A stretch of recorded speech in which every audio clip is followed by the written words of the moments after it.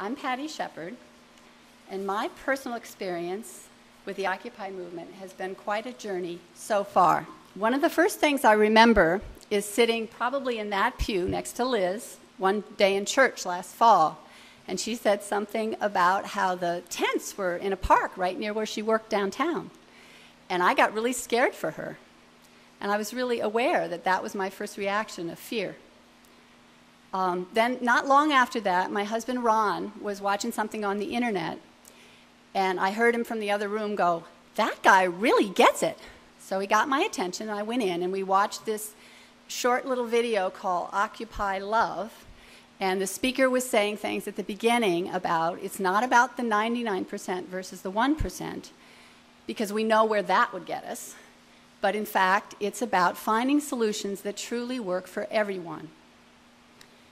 So not long after that, I decided to look up the word occupy in the dictionary because I wasn't particularly comfortable with the sort of the military occupation definition. It scared me mostly. And I was very delighted to find out that that's almost never the first definition in the dictionary. You get other options like fill up space, time, engage, employ the mind, employ your attention, or reside in. So I decided at that point that, especially since the main media kept saying, you know, what are these people doing? Nobody knows what their goals are. They're totally undefined. I decided that I would define it the way I wanted to, and I could embrace that myself. So I think the first person here at the church I talked to was Don, who was a member of the affiliation group at that point. It was still before Occupy Boston had gotten evicted, but it wasn't early on. And he whipped out a business card that said, "Feed the 99." Right? As soon as I mentioned it to him. And I said very uncharacteristically, I said, "I'm late, but I'm in." And I meant it. So then I started going to the meetings of the Occupy affiliation group here at the church. And there was talk about whether we could put tents up. And I got this idea in my head that I could take our old tent and put it in my front yard. And I thought, but it wouldn't go away. I kept obsessing. Then it was, what should I write on it? It went on and on and on. And then finally, the day before Christmas, I put this tent in a bare spot in our front yard, and I stuck Santa on top of it. I'll always be very grateful. I'm really deeply grateful for the support that I received from the affiliation group, both before and after putting up the tent. This was a big step for me in becoming both more fully engaged and connected in my life in general.